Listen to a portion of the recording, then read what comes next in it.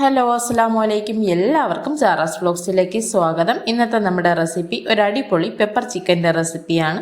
വളരെ എളുപ്പത്തിൽ കുറച്ച് ഇൻഗ്രീഡിയൻസ് മാത്രം ഉപയോഗിച്ചുകൊണ്ട് കുറച്ച് കുക്കിംഗ് ടൈം മാത്രം ആവശ്യമുള്ള ഒരു സിമ്പിൾ റെസിപ്പിയാണ് ഞാനിന്ന് ഷെയർ ചെയ്യുന്നത്.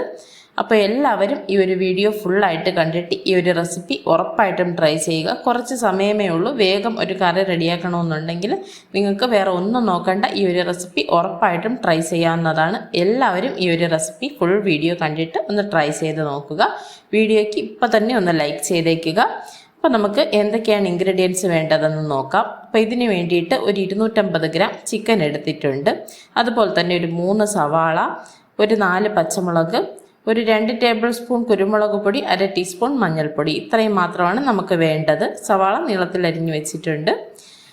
അപ്പോൾ കുറച്ച് ഇൻഗ്രീഡിയൻസ് മാത്രമേ നമ്മൾ ഇതിന് വേണ്ടിയിട്ട് യൂസ് ചെയ്യുന്നുള്ളൂ. നിങ്ങളെല്ലാവരും ഒന്ന് ട്രൈ ചെയ്ത് നോക്കുക. കുരുമുളക് പൊടി കുറച്ച് കൂടുതൽ എടുത്തിട്ടുള്ളത്. നമ്മൾ ഇതിന് വേണ്ടിയിട്ട് മുളക് പൊടിയൊന്നും ചേർക്കുന്നില്ല. അപ്പോൾ അതിന് എരിവിനനുസരിച്ച് കൂട്ടിയോ കുറച്ചോ എടുക്കുക. അപ്പോൾ നമുക്കൊരു പാൻ അടുപ്പിലേക്കൊന്ന് വെച്ച് കൊടുക്കാം. അതിലേക്ക് നമ്മൾ വെളിച്ചെണ്ണയാണ് ഒഴിച്ചു കൊടുക്കുന്നത്. ആവശ്യത്തിന് കുറച്ച് വെളിച്ചെണ്ണ നമുക്കിതിലേക്ക് ഒഴിച്ചു കൊടുക്കാം. എണ്ണ നന്നായിട്ട് ചൂടാവുമ്പോൾ നമുക്ക് അരിഞ്ഞു വെച്ചിരിക്കുന്ന ഉള്ളി ഇതിലേക്ക് ചേർത്ത് കൊടുക്കാം. വീഡിയോ ലൈക്ക് ചെയ്തിട്ടില്ലെങ്കിൽ ഇപ്പം തന്നെ ഒന്ന് ലൈക്ക് ചെയ്തേക്കുക. അതുപോലെ ചാനൽ സബ്സ്ക്രൈബ് ചെയ്തിട്ടില്ലാത്തവരുണ്ടെങ്കിൽ ചാനൽ ഒന്ന് സബ്സ്ക്രൈബ് ചെയ്യുക. റെസിപ്പി വീഡിയോസ് ഇഷ്ടപ്പെടുന്ന നിങ്ങളുടെ ഫ്രണ്ട്സിനും റിലേറ്റീവ്സിനും ഒക്കെ ഒന്ന് ഷെയർ ചെയ്ത് കൊടുക്കുക. അപ്പോൾ നമുക്ക് ഉള്ളി നന്നായിട്ടൊന്ന് വഴറ്റിയെടുക്കണം. 3 അത്യാവശ്യം വലിപ്പമുള്ള സവാളയാണ് എടുത്തിരിക്കുന്നത്. ഇതിലേക്ക് നമുക്ക് കുറച്ച് ഉപ്പ് കൂടി ചേർത്ത് നന്നായിട്ടൊന്ന് വഴറ്റിയെടുക്കാം. വളരെ ഈസി ആയിട്ട് ചെയ്തെടുക്കാവുന്നതെന്ന് പറഞ്ഞാൽ ഒരു 10-15 മിനിറ്റ്, ചിക്കൻ വേവുന്ന ഒരു സമയത്തിൻ്റെ താമസം മാത്രമേ നമുക്ക് ഈ റെസിപ്പി ചെയ്യാനായിട്ടുള്ളൂ. നമ്മുടെ ഉള്ളി നന്നായിട്ടൊന്ന് വാടി വന്നിട്ടുണ്ട്. നമ്മൾ അരിഞ്ഞു വെച്ചിരുന്ന 4 പച്ചമുളക് ഇതിലേക്ക് ചേർത്ത് കൊടുക്കുകയാണ്. എരിവ് കുറവാണ് ഉപയോഗിക്കുന്നതെങ്കിൽ നിങ്ങൾ പച്ചമുളകിൻ്റെ അളവ് കുറയ്ക്കാം, കൂടുതൽ വേണമെങ്കിൽ കൂട്ടിയെടുക്കാം. അധികം എരിവില്ലാത്ത പച്ചമുളകാണ്. 1 ടീസ്പൂൺ ജിഞ്ചർ ഗാർലിക് പേസ്റ്റ് കൂടി ഞാൻ ഇതിലേക്ക് ചേർത്ത് കൊടുക്കുന്നുണ്ട്. ഇൻഗ്രീഡിയൻസ് എടുത്ത് വെച്ച കൂട്ടത്തിൽ ഇത് വെച്ചിട്ടില്ലായിരുന്നു.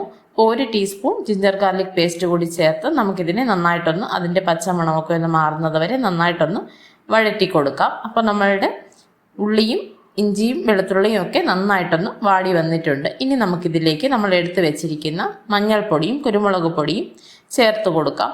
കുരുമുളക് പൊടി ഞാനൊരു 2 ടേബിൾ സ്പൂണോളം എടുത്തിട്ടുണ്ട്. കാരണം പെപ്പർ ചിക്കൻ എന്ന് പറയുമ്പോൾ പെപ്പറിൻ്റെ ഒരു ടേസ്റ്റ് കുറച്ച് മുന്നിൽ തന്നെ നിൽക്കണം.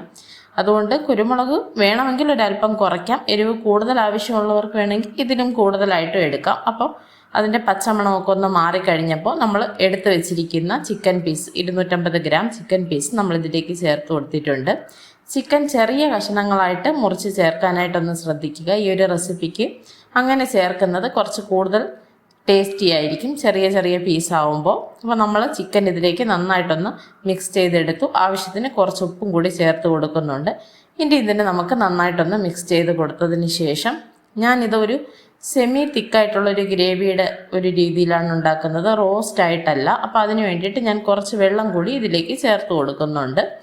ഒഴിച്ച് കറി പോലെയല്ല, എന്നാലൊരു സെമി തിക്കായിട്ടുള്ള ഒരു ഗ്രേവിയുടെ ഒരു പരുവത്തിൽ. ഗ്രേവിക്ക് ഭയങ്കര ഒരു ടേസ്റ്റാണ്, അതുകൊണ്ടാണ് ആ ഒരു രീതിയിൽ ഉണ്ടാക്കുന്നത്. അപ്പോൾ നമ്മൾ കറി നന്നായിട്ട് തിളച്ച് കുറുകി ഒരുവിധം റെഡി ആയിട്ട് വന്നിട്ടുണ്ട്. ഇതിൻ്റെ കൺസിസ്റ്റൻസി ഇതാ ഈ ഒരു രീതിയിൽ നന്നായിട്ട് തിക്കായിട്ട് വന്നിട്ടുണ്ട്. അപ്പോൾ നമുക്ക് ഇതിലേക്ക് ഇനി ഒരു അരമുറി ചെറുനാരങ്ങ നീര് പിഴിഞ്ഞ് ചേർക്കാം. ഒരു ചെറിയ നാരങ്ങയുടെ നീര് വേണമെങ്കിലും ചേർക്കാം. അത് അത്യാവശ്യം വലിപ്പമുള്ളത് കൊണ്ട് പകുതി ചേർത്ത് കൊടുത്തു.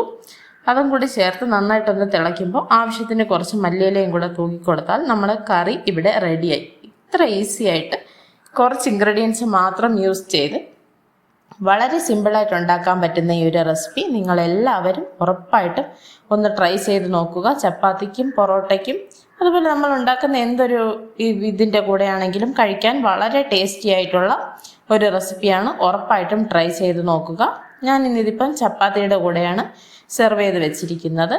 മിൻറ്റും ലൈമും ഒക്കെ ചേർത്ത് നല്ലൊരു സുലൈമാനിയും നമ്മുടെ ചപ്പാത്തിയും അതുപോലെ പെപ്പർ ചിക്കനുമായിട്ട് റെഡിയാക്കി വെച്ചിട്ടുണ്ട്. എല്ലാവരും ഇതൊന്ന് ട്രൈ ചെയ്ത് നോക്കുക. നിങ്ങൾക്ക് എൻ്റെ വീഡിയോ ഇഷ്ടമായിട്ടുണ്ടെങ്കിൽ എൻ്റെ ചാനലൊന്ന് സബ്സ്ക്രൈബ് ചെയ്യുക, വീഡിയോ ലൈക്ക് ചെയ്യുക, ഷെയർ ചെയ്യുക. വീണ്ടും പുതിയൊരു വീഡിയോയുമായിട്ട് കാണുന്നതുവരേക്കും ബൈ. അസ്സലാമു അലൈക്കും.